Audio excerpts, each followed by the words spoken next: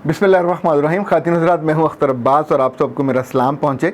बहुत सारी ख़वातीन अपने बेटों के बारे में और बेटियों के बारे में ये परेशानी का इजहार करती हैं, ख़ुद आके भी टेलीफोन पे भी, कि उनकी बेटी या उनका बेटा फजर की नमाज़ नहीं पढ़ते। और ज़ाहिर है, जब आप देर तक सोते हैं तो आपकी ज़िंदगी में जितनी कमियाँ कोताहियाँ उनका आगाज़ हो जाता है वो आपकी ज़ात का हिस्सा बन जाती हैं।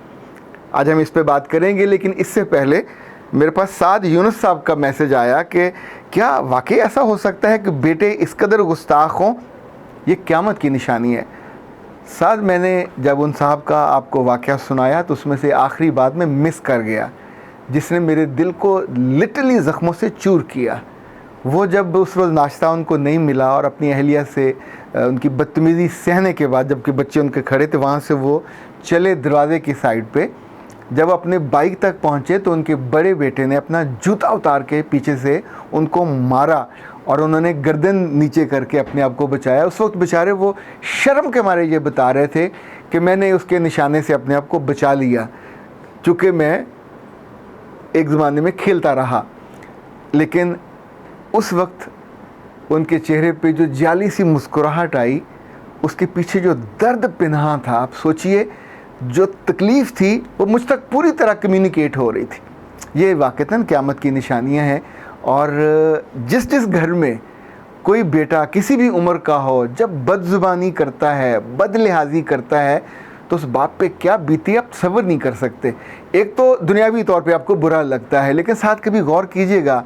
आज एक साहब ने फैसलाबाद से मुझे फ़ोन करके कहा कि मैं घर में सबसे छोटा हूँ और मेरा कोई सुनता नहीं है, मुझे बहुत गुस्सा आता है और मेरा इनको लिहाज करना चाहिए। मेरा बाप भी मेरी बात नहीं सुनता और इनको मेरी बात सुन, अगर मैं नहीं कमाता तो क्या हुआ, अगर मैं नहीं पढ़ता तो क्या हुआ, मैं उस घर में हूँ और मैं इनके आगे फिर बोल पड़ता हूँ, फिर बस दफ़ा मेरे मुँह से बुरी बातें निकल जाती हैं।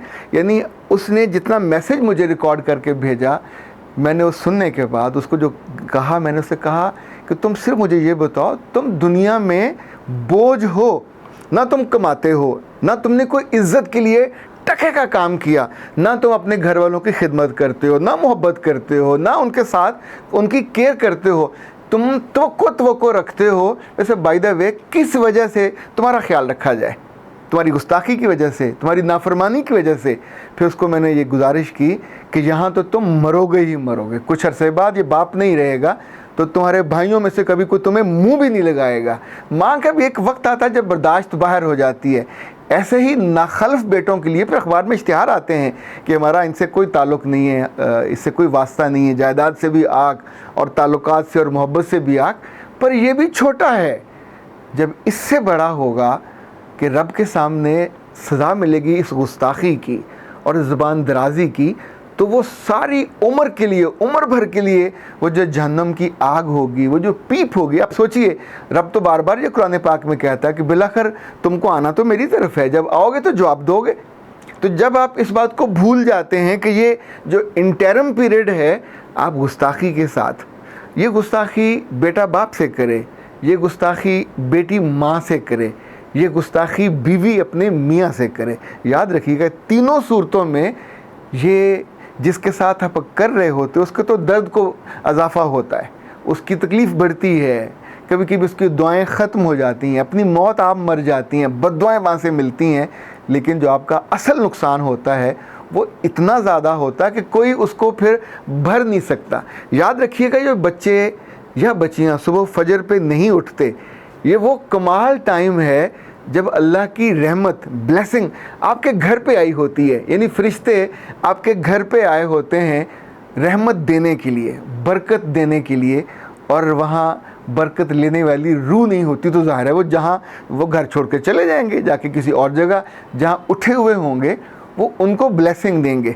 जिस घर में सुबह लोग नहीं उठते फजर के लिए, वहाँ सबसे पहले रिज़्क़ की बेबरकती होती है, दूसरा ज़िंदगी की बेबरकती होती है, तीसरा मोहब्बत की बेबरकती होती है, चौथा वक्त की बेबरकती होती है।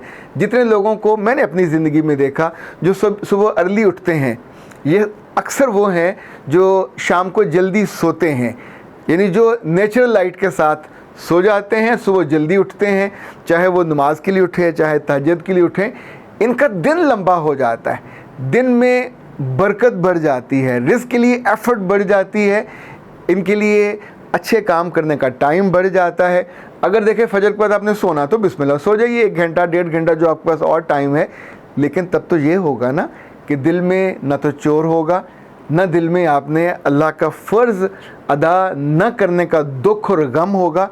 एक वक्त होता है जब दिल से ये गम भी ख़त्म हो जाता है, जिसे कहते हैं कि फिर दिल बिल्कुल काला हो जाता है, फिर वहाँ ये अफसोस भी नहीं रहता कि मैंने नमाज नहीं पढ़ी।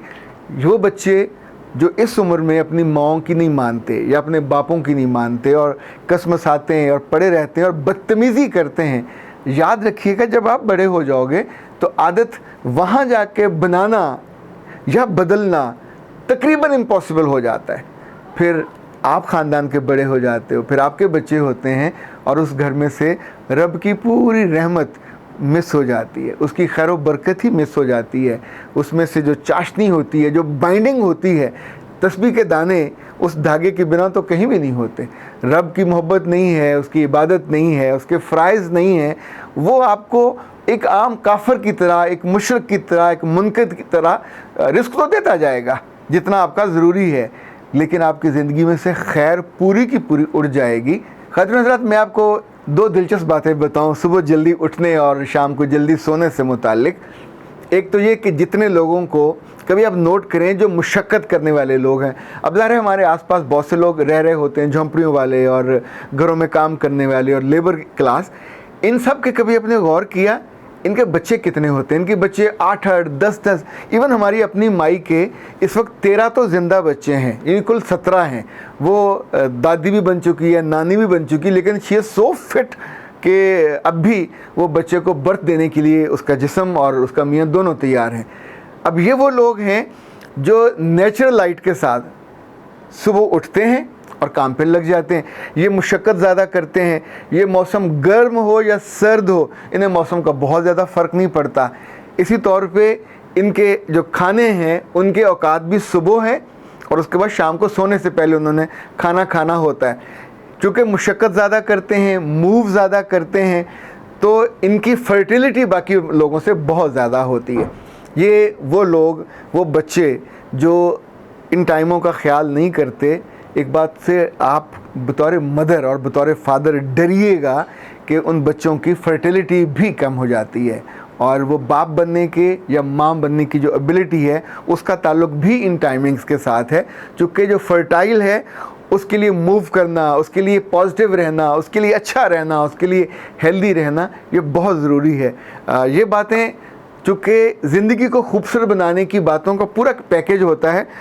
हमारे पास एक क्लिप में इतना टाइम नहीं होता कि हम आपको बता सकें। इसी वजह से जो हमारा वेबसाइट है akhtarbaaz.com, उस पर हमने आपके लिए स्पेशल कोर्सेज़ बना के रखे हैं। लाइक इस हफ़्ते का जो कोर्स है वो उन वालिदैन के लिए है जो बहुत अपने बच्चों से प्यार करते हैं पर उनके वो काबू नहीं आते, कहीं वो डिस्टर्ब करते हैं, कहीं मानते नहीं हैं। तो 20 तरह के इश्यूज़ हैं और हर इशू बच्चों से रोप से नहीं मनवाया जा सकता। उनको कैसे हैंडल किया जाए, कैसे टैकल किया जाए, कैसे उनके दिल में उतरा जाए, पूरी टेक्निक्स हैं। ये कोर्स आपके पास 50 आवर्स रहेगा और तरीका इसका बड़ा आसान होता है। बेसिकली 2000 इसकी फ़ीस है, जो आप 0300-946-8746 या वेबसाइट पर जाएं तो वहाँ उनके बैंक का अकाउंट भी लिखा हुआ हाई पोटेंशियल आइडियाज़ का, आप उसमें फ़ीस भिजवा देते हैं। तो फिर आप हमारे ऑफिस रब्ता करते हैं तो हमारी टीम आपको पासवर्ड भिजवा देती है, यूज़र नेम भिजवा देती है। तो जिस लम्हे आप पासवर्ड और यूज़र नेम से इन होते हैं तो वहाँ से 50 आवर्स तक वो कोर्स आपके पास रहेगा। उसमें तकरीबन 10 टेस्ट हैं जो आपको साथ साथ ऑटो पे जाएंगे, टेस्ट करेंगे, जो सवाल सीखा होगा उसका जवाब देंगे और फिर साथ ही रिज़ल्ट आ जाएगा। तो हमने इसको इकोनॉमिकल इसलिए रखा कि बहुत सारे पेरेंट्स जो काउंसलिंग की फ़ीस उनके लिए मुश्किल होती है, तो ओके फ़ाइन, ये सहूलत हम उनको हम पहुँचा देते हैं कि अपने फ़ोन पे, अपने सिस्टम पे, अपने लैपटॉप पे बैठें और आराम से कोर्स कर लें।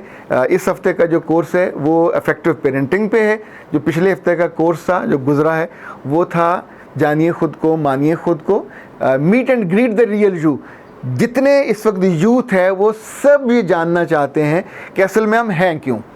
हमें क्या करना चाहिए, हमारे पास क्या हुनर होना चाहिए, क्या वैल्यूज़ होना चाहिए, क्या खूबियाँ होनी चाहिए ताकि हम इज़्ज़त पा सकें, ताकि हम आगे जा सकें, बाकियों से बेहतर परफॉर्म कर सकें। अब ज़ाहिर है दूसरों से आपने आगे जीतना है और जीना है तो कुछ खूबियाँ, कुछ ख़ास खसूसियात, ट्रेट्स या करेक्टरिस्टिक्स तो आपको ज़्यादा लर्न करने होंगे, अपनी जान का हिस्सा बनाने होंगे।